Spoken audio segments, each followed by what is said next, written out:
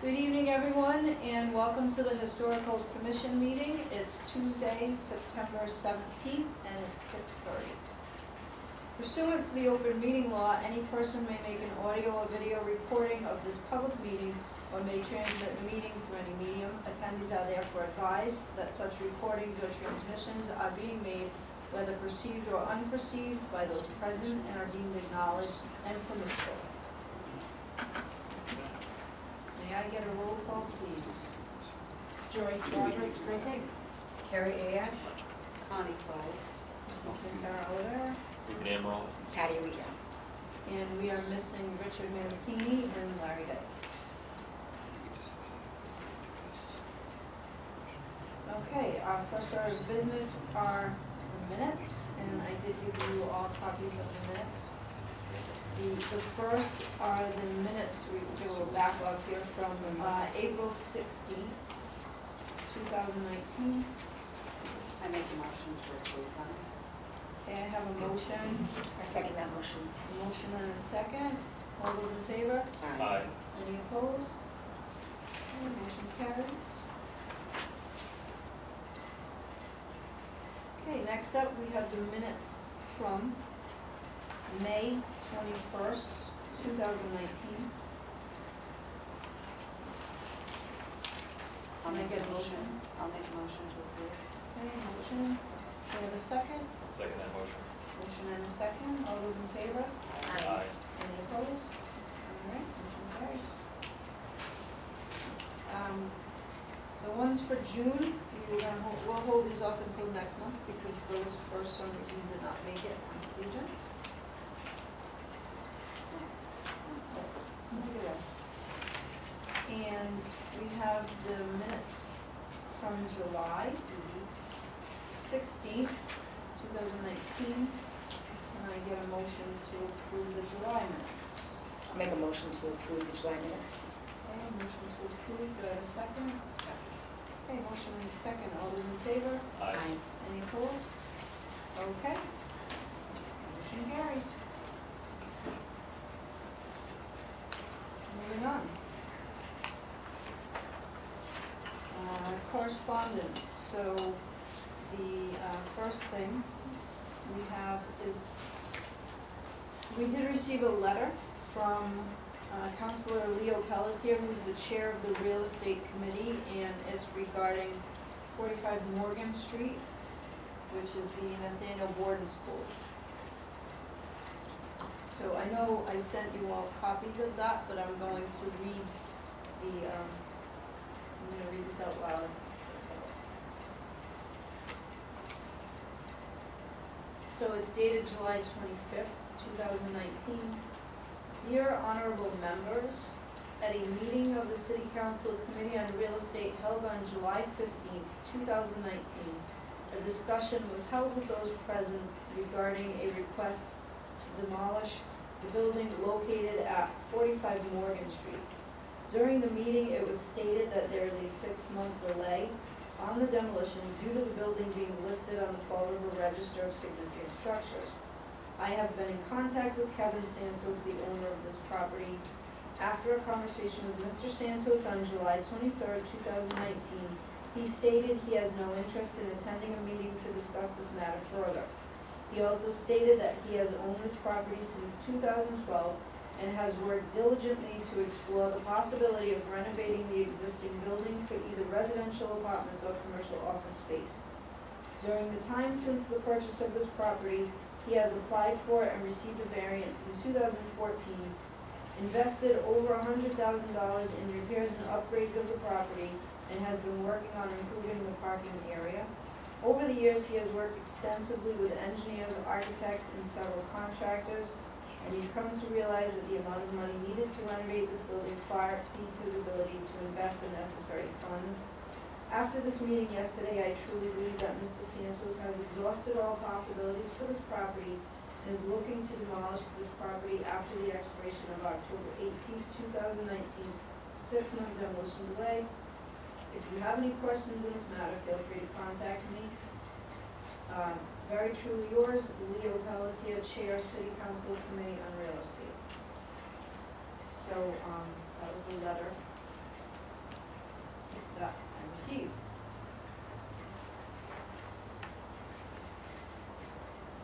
Anybody have any thoughts on this? Comments? Disappointing. Well, I think my biggest disappointment was we went to the real estate committee to discuss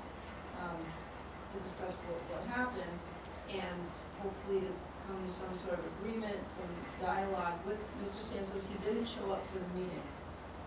And they decided that they were going to table it and see if they could get him to another meeting. So there was no discussion, and we really weren't allowed all that much time to state our concerns, which were that he never tried to get any kind of historic tax credits. He never tried for any kind of CPA funding, and the building is on the National Register, so it qualifies for historic tax credits. And the thing I think the Council upheld here that's very short-sighted is he didn't allow us the chance to say any of these things, and he's convinced that Mr. Santos exhausted all efforts, when in fact, he did not exhaust all efforts, because there's things that he could have done that he didn't. Absolutely, and had we been informed of, this conversation, we could have presented that counterpoint, but it seems like the decision was kind of probably already made up before, even when we were supposed to have meetings, perhaps that was never really the intention.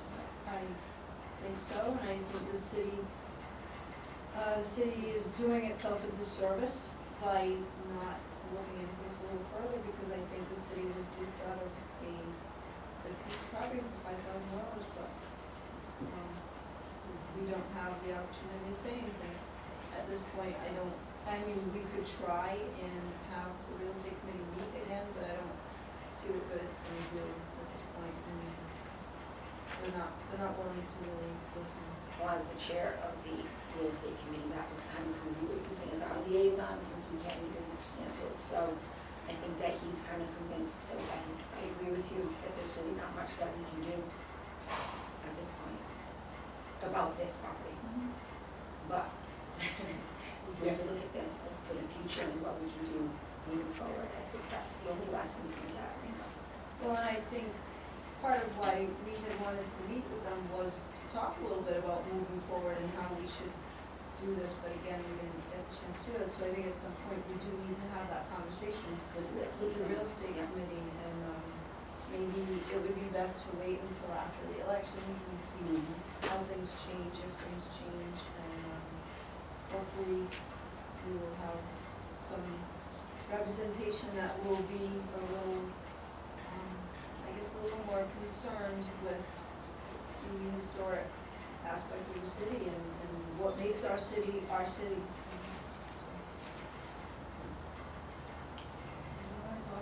I would ask, I'm looking at a copy of our current ordinance, 2014-24.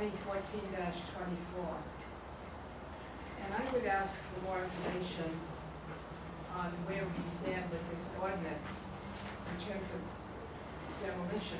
Because what I'm reading here is that we have some kind of power when it comes to the fact that alterations and construction on an historic building cannot be accomplished without a certificate being issued.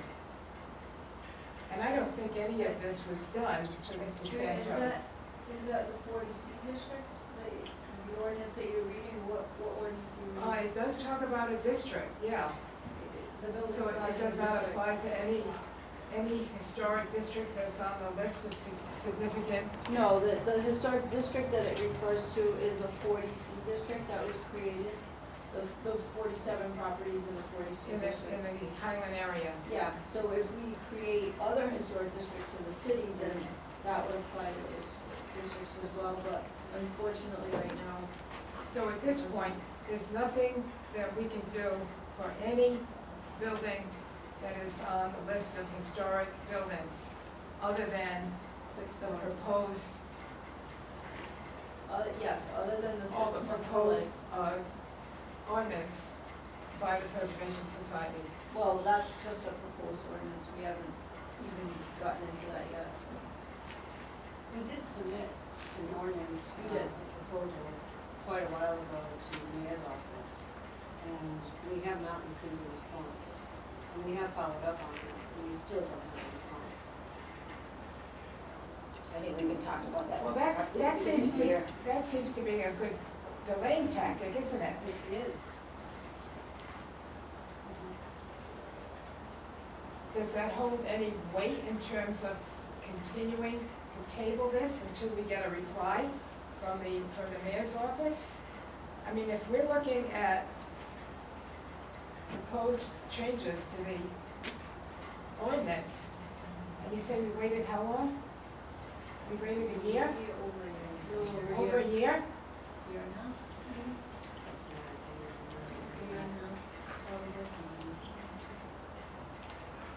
So, but I mean, right now, I'm astounded that an answer has not come from the mayor's office. It's clearly not a priority. Yeah, I think there's some. Indeed, so where does that put us in terms of the council and Mr. Pelletier's letter? If they're tabling it, and we don't have any answer from the mayor's office in terms of, right now legally, the only thing is the ordinance that's already in place, and that's the only thing we can go by, which is 6 months away. And right now, because they're in the process of combining the two committees, and there's gonna be a new ordinance written, even then, we have to also work with that, because we're gonna have the new ordinance that's gonna be combining the two, so that's coming further up in the agenda. and there's nothing in there that gives us authority to claim this property for the city, since the provisions of the agreement that Mr. Santos signed were never fulfilled. But in the agreement, there wasn't anything that stated that he absolutely had to do it. His proposal was he was going to refurbish the building, but there was nothing that the city wrote in that said he had to. There was no reverter clause, there was no anything. Right, so in the So the process, city did not do its due diligence in that either. It just sold the building and hoped for the best. so by not doing anything, the property has devalued significantly. With the data submitted tonight, the property has significantly devalued.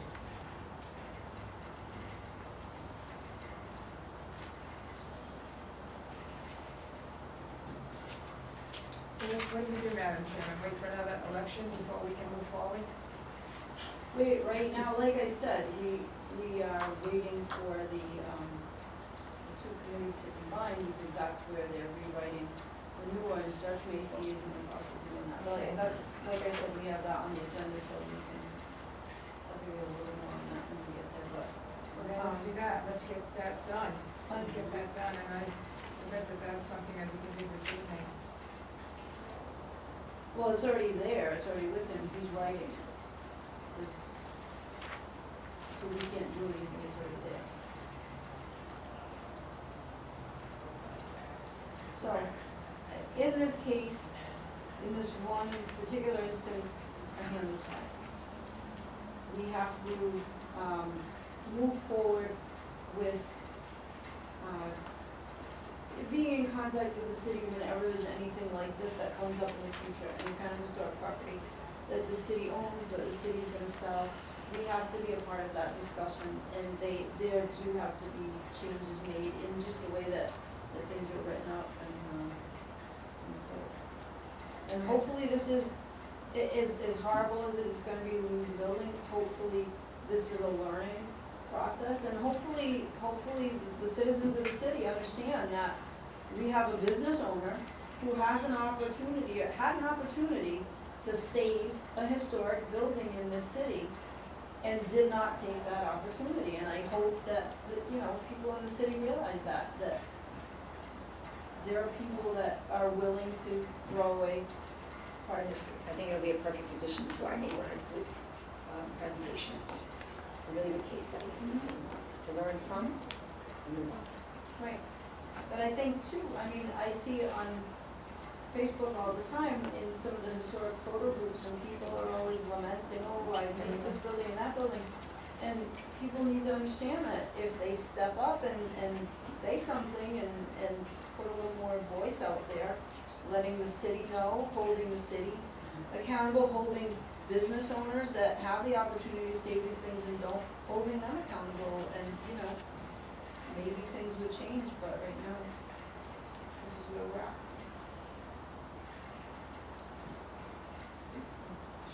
I can only ask if the council could intervene in some way, on an emergency basis.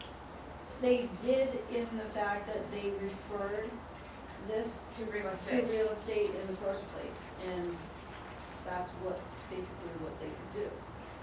I mean, there's not any provision in the ordinance for the council to step in and do anything. Because legally, when the transaction was made, when the sale, purchase and sale agreement and all that was made, there was nothing in it. There were no details as far as that held him accountable for preserving the building. But that's what I mean about going forward, that needs to be part of that process.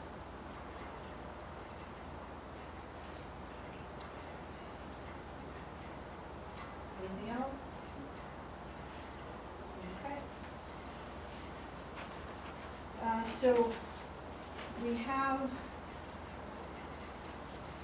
next up, so we have James and Jean Padilla looking for a letter of support for a CPA application for the feasibility study of,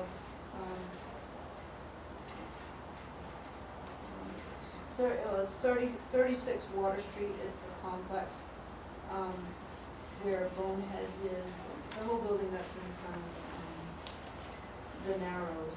And I did, somewhere in here, there's a packet with, it's the big, alright, so it's this big packet here, and the letter is there along with it, for what they wanna do. So the property itself is actually part of Fall River Ironworks, which starts, the Metacomet Mill, it actually starts across the highway and continues. So it is a part of that, and it is on the National Register, it's on the State Register. So what they're looking to do is, they wanna do some renovations to the building, and they're looking for CPA funds for that. And they want a letter of support to do that. So what they're doing first is they're gonna do a feasibility study, they're gonna hire an historic architect to do that, and, then they're looking at that. That's great. So, The building has a lot of promise. There's actually artist studios there that I just recently learned about. And I think that could be a really great place for some economic revitalization of that area, just getting more artists and more cultural activities. The Narrows is already there, so I think this is a really great project, and I definitely support us providing that letter of support so that they can see what the possibilities are for that property. Does that include the building that the Narrows is in? yep, the whole entire complex from Water Street all the way back up to where the workout water is. So we have it, it's on our register, but it's listed as one property, when in fact, we actually, at some point, we're gonna break it down just into the individual properties with the individual addresses, because right now, it's in there as the full complex, so sometimes when you're looking up the properties on the register, it doesn't show as that specific address, and, so we need to kinda, at some point, fix that, just so that when people are looking it up, they'll know, because I wasn't even aware at first that the whole entire thing was that. Yeah, I didn't know that either. So is that a motion? Yes. Okay. Yeah, I make Okay. a motion. So I have a motion to provide a letter of support. Second that motion. I have a second. All those in favor? Aye. Any opposed? Okay.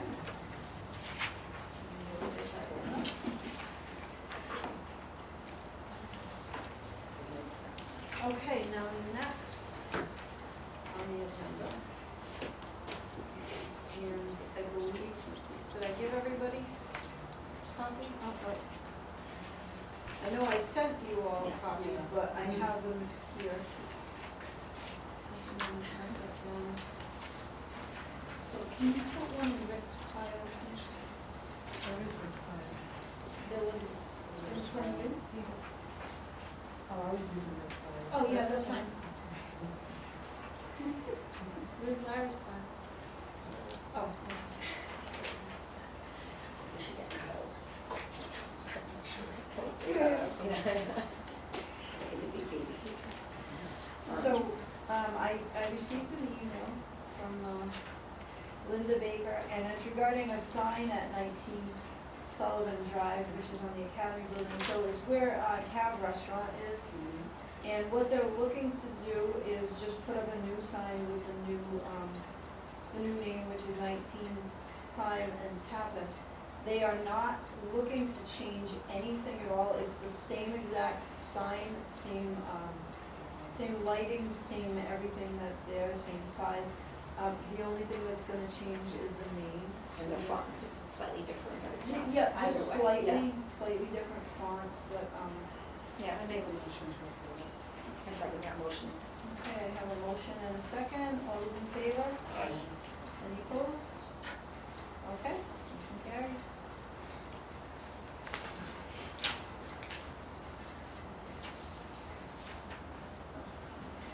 Too much in the pile.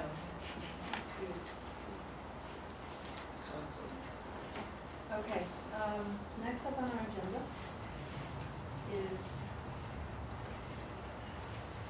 I received a request for a letter of support for 1168 Highland Avenue, which is the old Adams House, for state historic tax credits, and I did send that around to everybody, but I also, we have a copy here of it and what they're looking to do for a project, and personally, I have to say, I am so thrilled to see this, because it's another one of those buildings that could have been lost to the wrecking ball, but I will, I give kudos to, Mr. Karam for wanting to save this, and I think the plan that he came up with is a really nice plan, and I think that, to have taken this building down in the Highlands just would have been devastating, because it's such a beautiful and iconic building.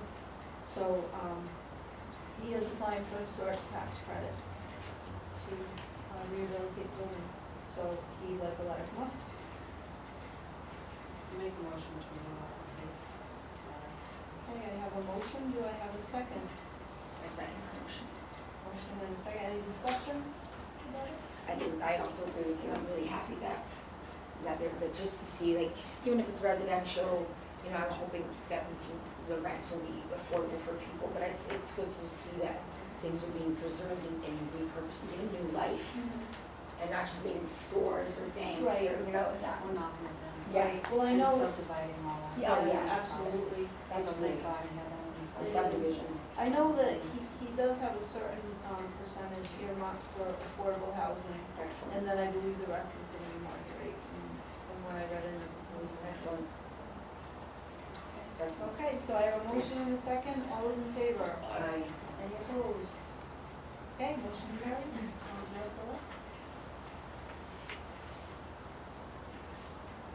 Okay, next on the agenda, so this one, I'm going to have to ask that we table this one until next month. It's just a letter from Mass Historical Commission, and it's regarding the South Coast Rail project and some of the concerns. I believe it was that they told the pad, I can't remember off the top of my head. And they're sending it just to all the local historical commissions. So it's not something that's imminent, so it's something that we can, put on the next agenda, but I knew everything else, it kind of got lost in the shuffle, so.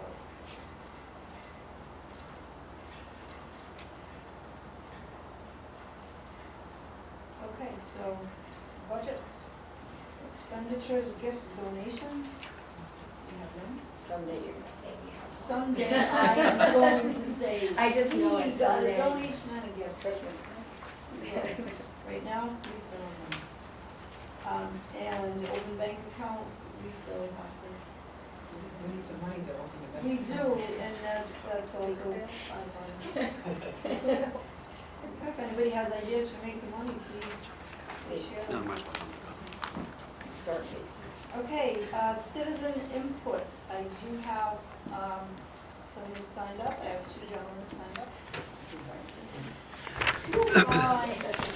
Hi, everyone. My name is Jim Soul. I'm the president of the Preservation Society of Fall River. I live at 577 Rock Street in Fall River. And I'm Alex Silva. I'm the clerk of the Preservation Society, and I live at 649 Alden Street.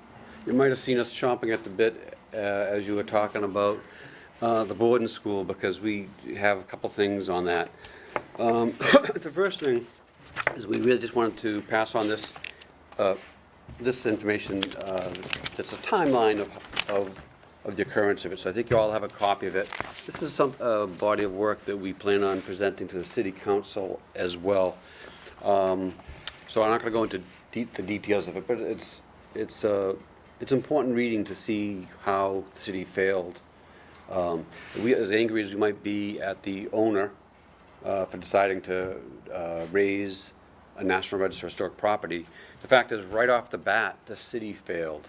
The city failed because as we reviewed documents and public records, we found that when the City Council Real Estate Committee sold this property, they took the man's proposal, and they should have attached a preservation restriction deed right then and there. That's what the deal was for. They had multiple offers on the table, different proposals, good proposals. And then this one, which looked good, but they never held the man's feet to the fire. What was missing was right off the bat, on the day of the sale, there was no preservation restriction deed. And since that's what he was promising to do, that should have been entered as part of the sale agreement right off the bat. Everything else after that is horrible, horrible, and predictable. And it's the city council and real estate committee's fault, and possibly the corporate council. Unfortunately, I don't see us going back. I don't see making a change. There's no way to change the rules or change the contract after the fact. And I hate to say, boy, we learned, we're not going to let this happen again. Unfortunately, I think that's the best we can do. But I know your committee, as well as the Preservation Society, we've raised a stink about this publicly. I personally hate to publicly shame businessmen in the city, because they make mistakes, but most of them don't have bad intentions. But this is just a horrible example. So there it goes. And I'm going to place most of the blame on the city council. Whether they did it intentionally or not, I can't say, but it was their fault all the way. And Ms. Cantara and I presented before the city council last month, and they essentially wouldn't hear it.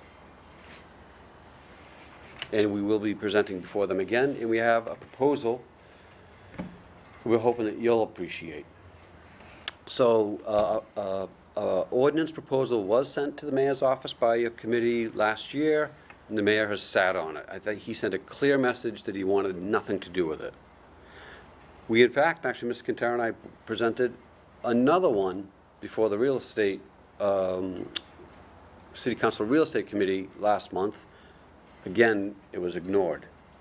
So we have two more proposals. One of them is an ordinance proposal, and the other one is a request for preservation restriction deeds to be used appropriately. So the demolition delay, and this is based on what we see and hear recommended from the Mass Historic Commission and from preservation guidelines, is that it's good that we have a six-month demolition delay, but a 12-month demolition delay is much more effective. So we got a lot of negative feedback about this, and so we've actually adjusted it a little bit. And the adjustment is that we keep the 6-month demolition delay, but we make city-owned properties a 12-month demolition delay. That way the city is setting an example. So we're not imposing such a strict ordinance on the average Joe, on the average property developer, and the average property owner. This is putting the onus right on the city leaders to lead by example. And so we are going to propose this again. what the Preservation Society is going to do is we are going to propose this directly to the city council, to their ordinance committee, because it's their ordinance committee that reviews and adopts and proposes ordinances. We're going to not go to the mayor's office at this point. We're going to the city council ordinance committee. What we'd really like is for your committee to review this and consider whether you agree with it or not, and either sign on as supporters of it, co-signers of it, or come up with another proposal that might be better, or that you see better. I don't think you could do it tonight because we're just presenting it tonight. But it'll be, I have a thought, and I like the idea, but what you're saying is to keep the 6-month demolition delay for private properties, and even if we went with a 12-month delay, even with the 6-month demolition delay, there is in the ordinance a part that states that we can allow, if we decided to vote to allow the demolition of a property prior to the 6-month demolition delay, if, you know, we meet with property owners and we really do feel that it's a hardship, and I believe, even the city council can step in. Isn't that in the ordinance too, the city council can actually step in? yes. And give the approval. So even if it went to a 12-month delay, which, you know, for even a private property, like something like the boarding school, it's not a city property anymore, it's a private property.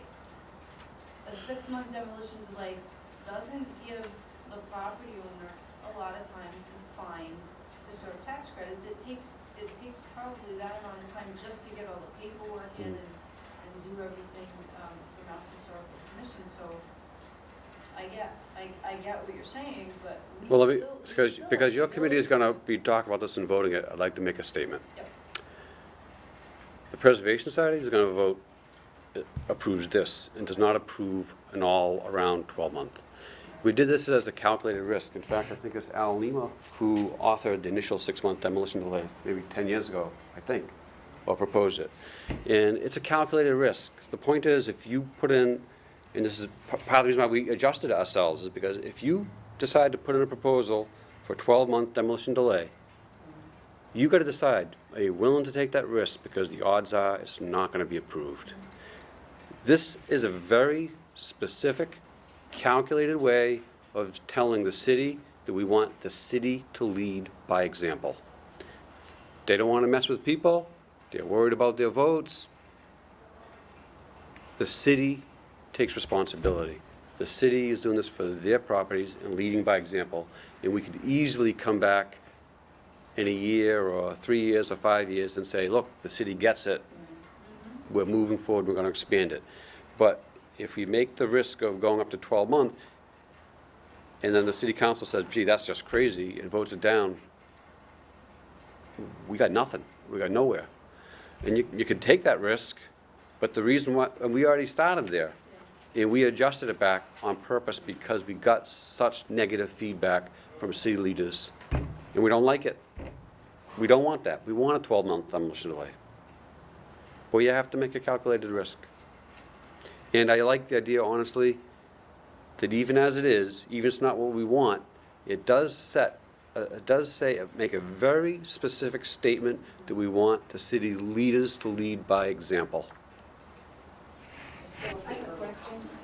It is. I need clarification on, when you go to the city council with this proposal, I would ask you what impact this proposal has on all of the departments in the city of Fall River. Why do I say that? Because I'm looking at your timeline, and I see that one of the fundamental elements here is the zoning board of appeals. When they converted the zoning of that school into a warehouse. So I have two questions, Mr. So one is, when you go before the council, how do we propose fulfilling the criteria of this sale? this criteria of the sale was not fulfilled when the zoning board of appeals turned this around and made this into a warehouse. So I wanna know, how do we, There's a specific answer to that question, and that's that the city council never required the buyers to fulfill their proposal. It was never made a contract, and they never made it a contract. so that's what we need to do. It's like, I'm buying your house, and I tell you, I might save it, and I might let my aunt live there. But you should save it, because it's on the list of historic properties. It should be, but, and then you sell it to me, and you say, that's a nice idea, but you don't put that in the purchase and sale agreement, it's nothing. So I propose that that be part of your proposal as well. Well, that's actually paragraph number 3. Right. So in paragraph number 3, under, it's because it wouldn't necessarily fall under ordinance, it's the idea that when the city sells properties, if it's considered older or historical, that the property could be subject to a preservation restriction deed. And that should be reviewed. That needs to be addressed. Do we have specific language in the proposal that's now before the mayor that hasn't gone anywhere? Is there anything specific in that proposal that says that? No, the proposal to the mayor was about the demolition delay. Okay. No, the proposal was a whole rewrite of the ordinance, that's what Tony, it's like. Oh, the one that went before him a couple of years ago. Yeah. Yeah. But that's not going to go anywhere, and it'll be lost. I don't know how that addresses preservation restriction deeds. I can't answer to that. Very way in detail. Yeah. I would recommend that you bring that to this committee to review again. Because I don't remember all the details myself. It was very cumbersome, actually. Yep. But I think what we, so when I met with Macy and we're combining basically the two ordinances that we have now, and it basically keeps everything the same, but I mean, I like this, I think this is great, I Yeah. think this is something that I'd like to put on the next agenda so that we can Yeah. discuss this and vote on that. Oh, So good. that we can, I think therapy needs to take, to take a huge leap is a big risk, and I agree with you. And also, there's some education that needs to be done. I think Yes. to go for such a big step, we'll just be shot down, we won't even have that opportunity to educate. I think that we're starting to learn that people don't know. I was even speaking to somebody, a business owner downtown, who I mentioned the historic commission, he's like, oh, no, not interested in being on that. Because we go back to this every time, people don't really know what your group does, what it's, I had a woman who contacted me from the building department, because she thought that the historical society had some purview over buildings. So there's just some education that needs to be had, and I think this gives us the step that we need to move forward. And education was actually the primary purpose of the kind of timeline fact sheet that I've been calling it. We're going to make it all the information available to the public, and we're going to submit it to the city council and the mayor's administration as well. But basically, it's just everything that I've been able to gather from publicly available sources, old meetings that are now available on the FRGTV YouTube. Everyone can go and watch that Zoning Board of Appeals meeting in 2014. It's a completely different plan than was presented in 2012, and the ZBA never even asked about the previous plan. But I'm not going to go through the whole fact sheet because I'll just let you guys kind of go at it at your own pace. But just you can see right off the bat the change in assessed property values for the property since the 2012 sale. Just the timeline of the things that happened to put it in perspective. You mentioned that, want to review those taxes for a second? What was it? Want to review those taxes just for 1 second?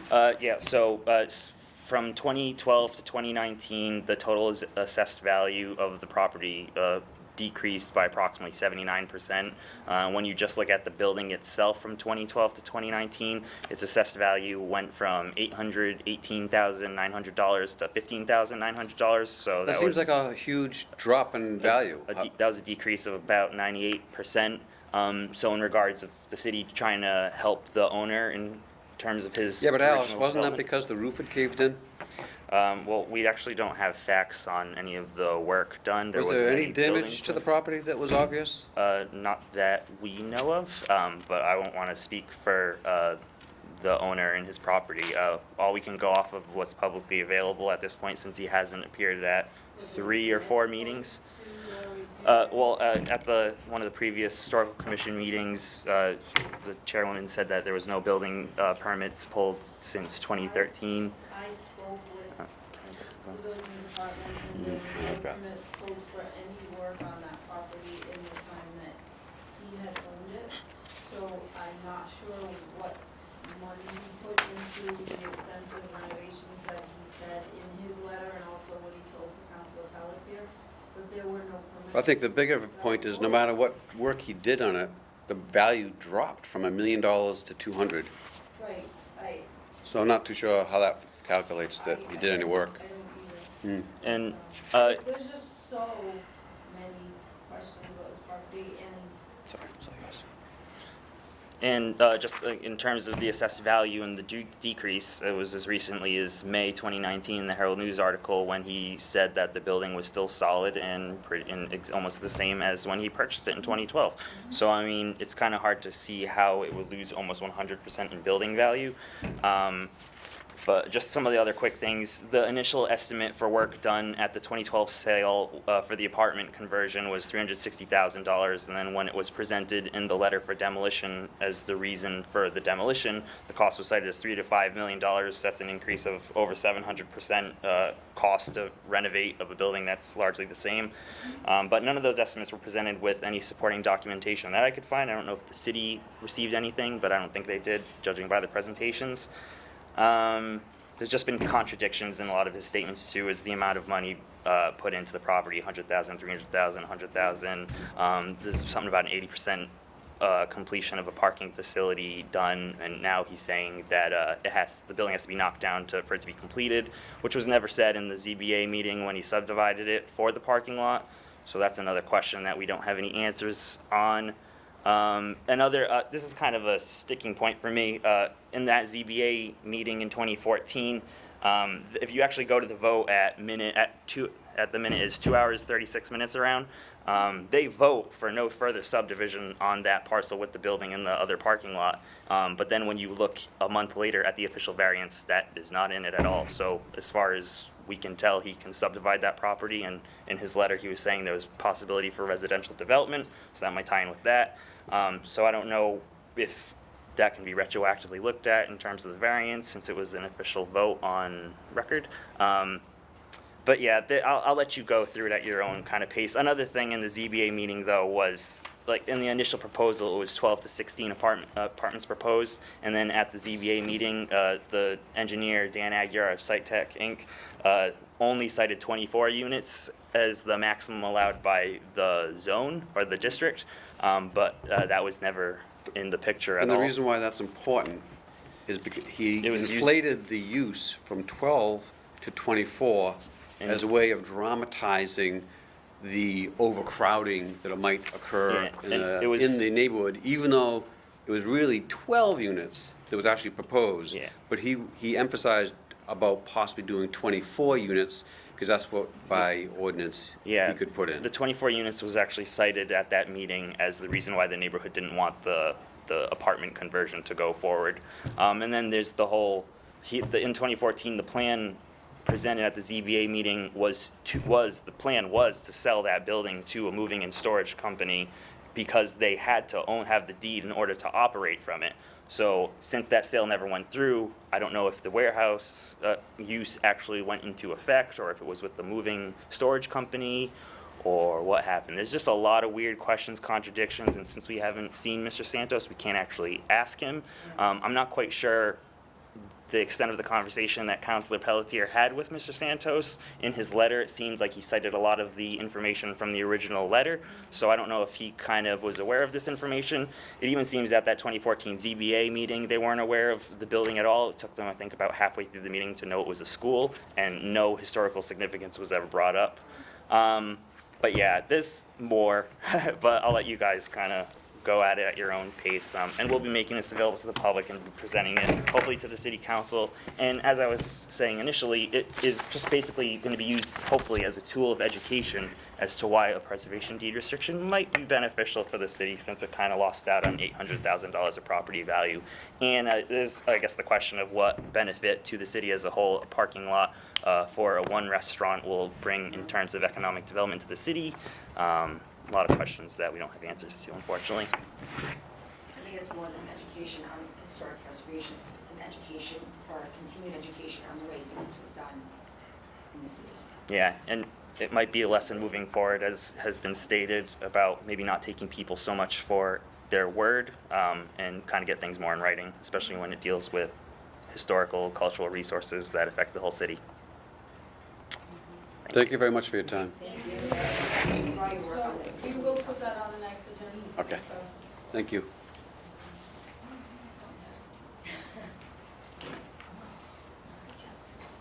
Any other citizen input? Okay.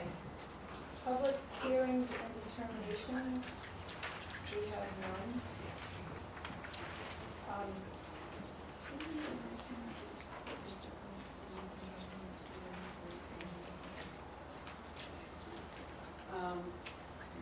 Yeah, if you go Okay, ahead. so I'm gonna make a motion to take number 10A and bring it up to,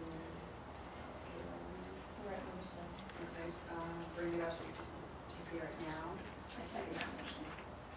So I have a motion to move 10A and hear that now in the agenda. And I have a second. I second that. All those in favor? Any opposed? Okay. So we have Mr. Al Lima here. Yes. And he is going to discuss the possibility of a project maybe to be taken on by the Historical Commission for some CPA funds.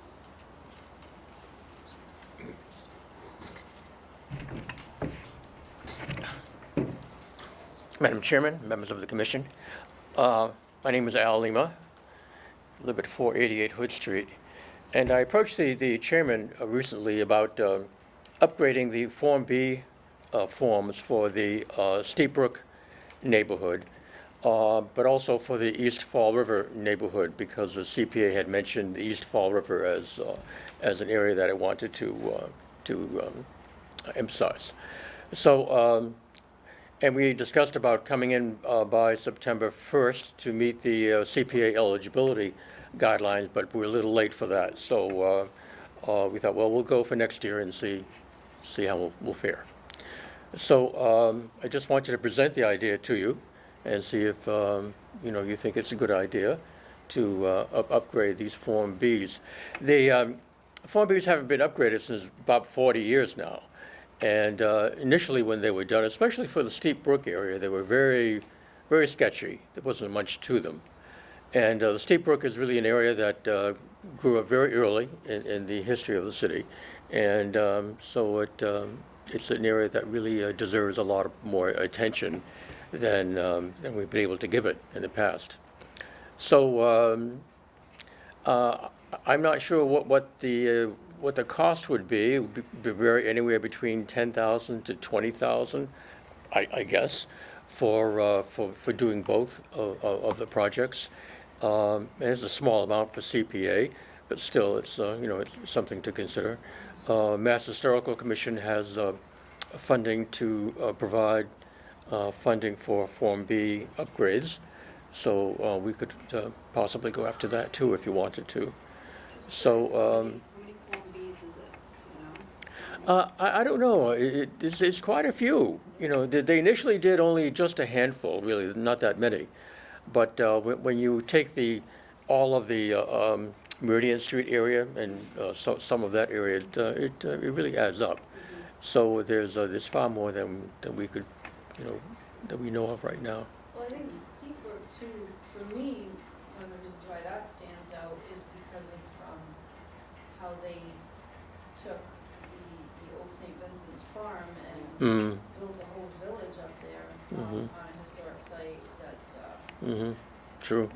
so to me, Seabrook, it being, I believe, one of the oldest settled Mhm. areas in the city, one of the first settled areas in the city is really important. I think a lot of people don't realize that. Yes, true. Now, do we have any Form Bs already done for East Fall River, or would we be starting from scratch? You know, I don't, I'm really not sure about that. From what I understand, there wasn't any Form Bs done for East Fall River.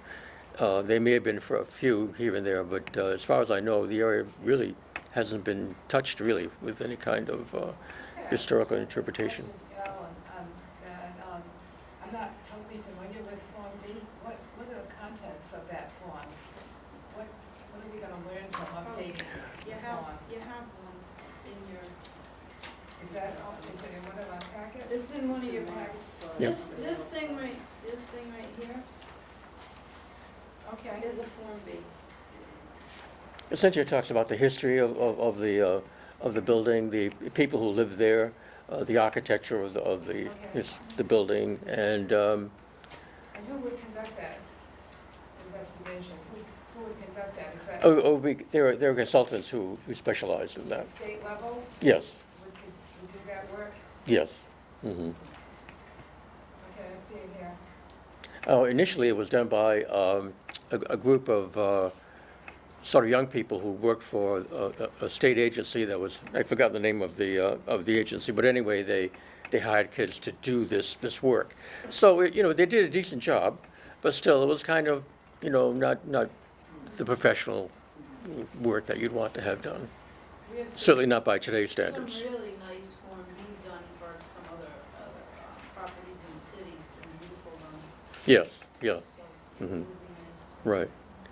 And back 40 years ago, the standards were different in terms of the Mass Historical Commission. They've upgraded the standards, so I think that we would get a much, I also think the state requires an update, right? Like, Yes. to get funding or, mhm, so that's why you can't use old ones.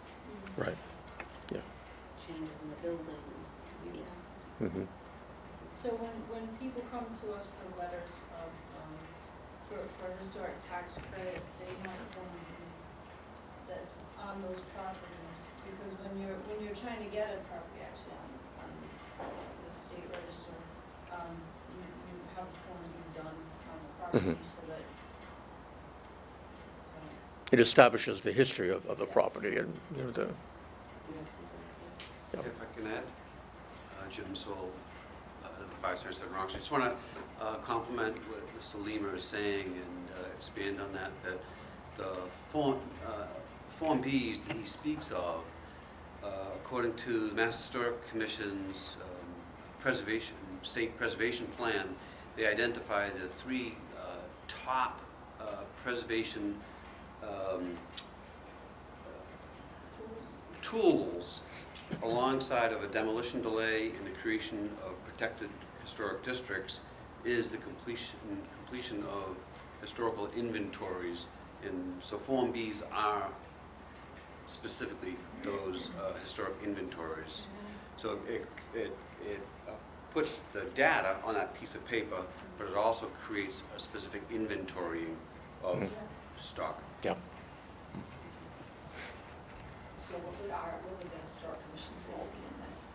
What is it that- Letter of support, the CPA, monies, Yeah, for the next eligibility period, which is next September 1st.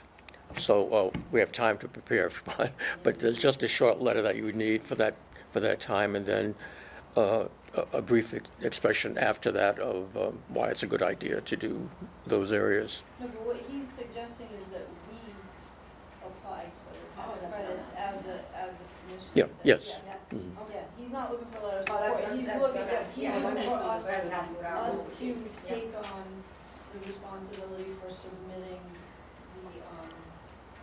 the project to CPA and then following it through to completion, like, hiring the person to do the work and all of that.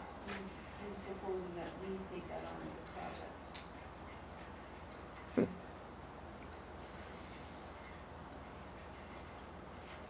Any thoughts? and then we could ask ask you, could we just pass the responsibility on to you to make sure it's happening? Big part?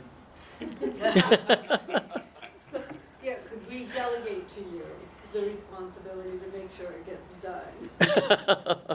No, well, that would be your responsibility, more or less, but, but it's easy. No, he's delegating You know, more now. Once you sign off a contract and give it to the consultant, they have responsibility to finish it.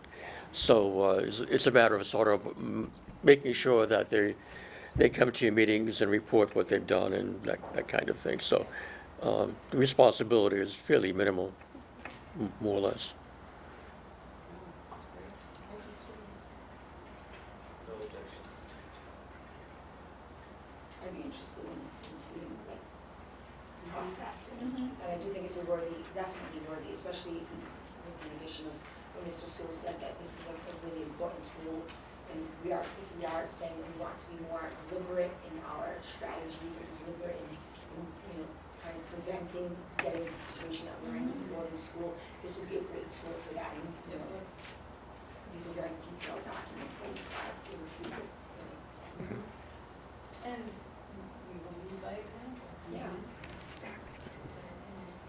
Letting them know. We can preach is our preservation all we Exactly. want, and we have to be willing to do the work and follow through on making sure things get done, so. It would be great to educate, I would like to be educated more about the Seabrook area. I've heard that it's one of the oldest settled areas, but I don't know much about it, so I think it'd be a great opportunity to educate ourselves, or myself and others in the community as well.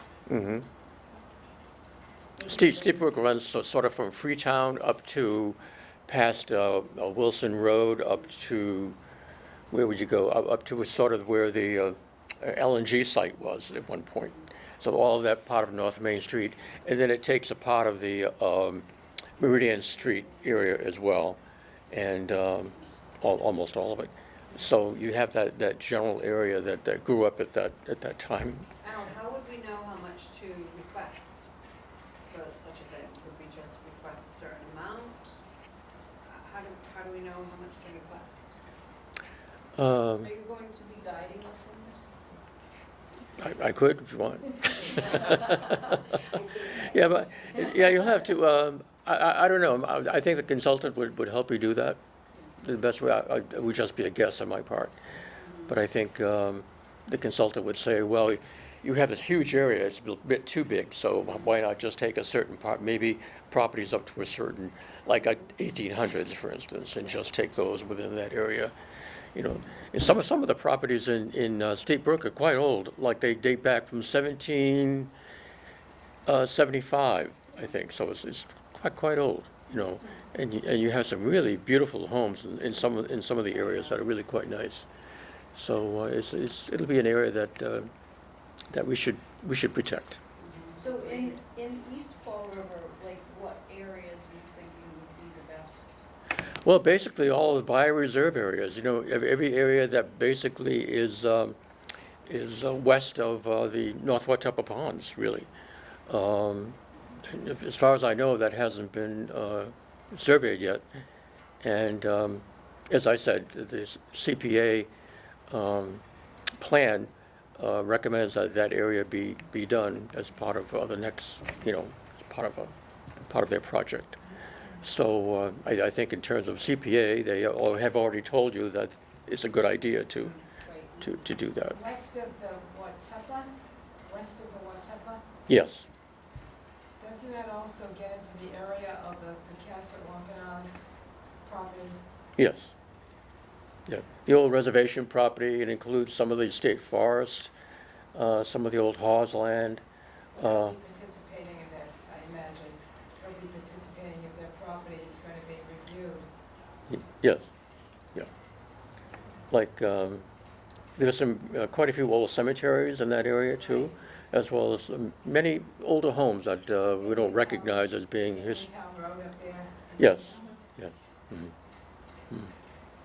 So, I think it's great to have a record of all of those things, because it's an area that we don't really no. focus on. It's really half of the city, and yet we really know nothing about it. It's amazing, yeah. And I'm sure we'll also be able to get a little guidance from Mr. Stoll if need be. Wow. Let the record know. That's impressive. So, yeah, this is something that I think we will put on the agenda Yes. to talk about, Yes. you know, and we'll keep this, Or when the application is due, or Yeah. a timeline. yeah. I mean, it'll be obviously next September, but, it gives us time to really look into things, and we should put it on the agenda right away, because we have to start. I mean, it's a process. Okay, great, Thank you. Thank you so great, much. thanks very much. Can I get a motion to resume our, I make a motion to resume the agenda, going back to 7A. okay, I have a motion, A second. second, all those in favor? Aye. Any opposed? Okay. So notice of intent to demolish structure. I keep the Pilgrim Mill 847 Pleasant Street on here because it is still standing and the delay expired 2 years ago now, September 20th. So in 3 days it will be 2 years and it's still standing, and I am so happy about that. And I guess we'll keep it on here until we don't need to anymore. Hopefully we'll always keep it on here. Okay, 45 Morgan Street, the ND Board and School, I think we've already discussed that at length, so I don't really see any need to discuss that any further right now. C, 320 Indian Town Road, I did receive a request to demolish a mobile home on the property. It was not historic, it's not on the register, so I did send them a letter stating that it wasn't on the register. Same thing with 1841 Highland Avenue, they were requesting to demolish just the garage, and it also is not on the significant structures list, it was not a historic garage anyway, so I sent them a letter stating that it was not on the list. And again, E56 Butler Street, it was not on the list, it is a barn, and I sent them a letter saying they were not on the list as well. Request for exemptions, we have none. 9A, nominations, revisions to the Fall River Register of Significant Structures. So I do have 6 properties that are listed here, and I did email you the information on all of these properties so that you could all take a look at it. And I think what I'd like you all to do is just look through everything, and then at the next meeting, we can vote on them, because you may all have questions. I know some of them, so I'll read the properties just so everybody knows. So 1831 to 1833 South Main Street. 2 is 284 Broadway. Then 3 is 296 Broadway. We have 353 Division Street. We have 344 to 354 Jenks Street, and 65 Judge Street. So the owners of the property actually requested that their properties be put on the significant structures list. You can take a look at these properties that I did send the pictures along, Carrie, and research the pictures and just a little information there.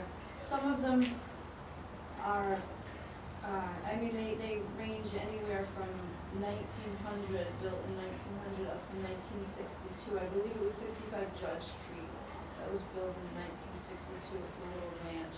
So we can look through all this, because it's a lot to just go through it at once without you guys having enough time to see.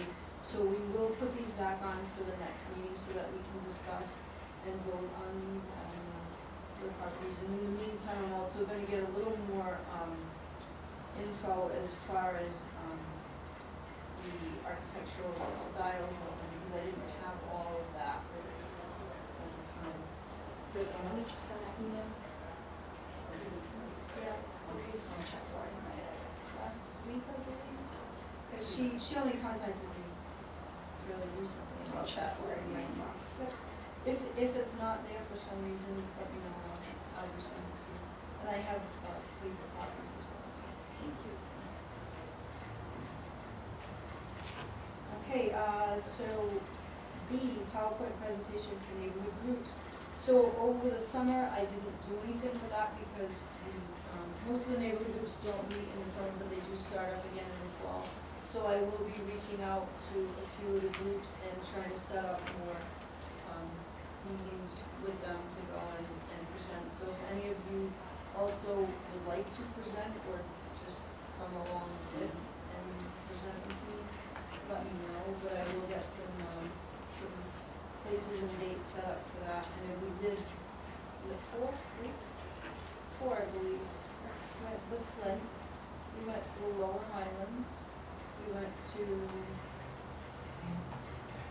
Niagara, and it was, North End, so we did those four.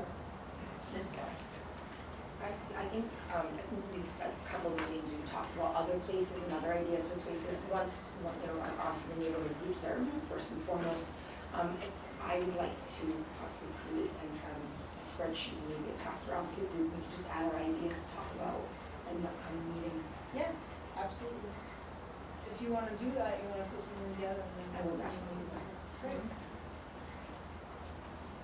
Okay, so C, Historical Commission / Historic District Commission merger. I did reach out again, last week to Judge Macy, and I spoke with his secretary, and she said she would get back to me, because I did inquire again as to the status of that, but I know, it's been a little hectic up in that office recently, so, I am sure that I will get back from her, but it just may take a little time, so right now, we're still, last I knew, he's doing all of the details, writing up the ordinance, and, hopefully. That's gonna be our Christmas present. I hope so, that would be an awesome Christmas present, that would be great. So, that's where we're at. I have no update on that right now. So, open discussion, does anybody have anything at all they wanna discuss?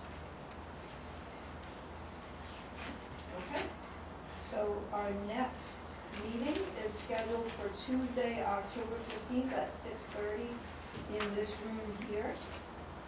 Can I get a motion to adjourn? Motion to adjourn. I have a motion, do I have a second? I second that motion. Motion and a second, all those in favor? Aye. Any opposed? Okay, thank you everyone, good night. If you wanna stay, we're gonna have our next meeting in about 2 minutes.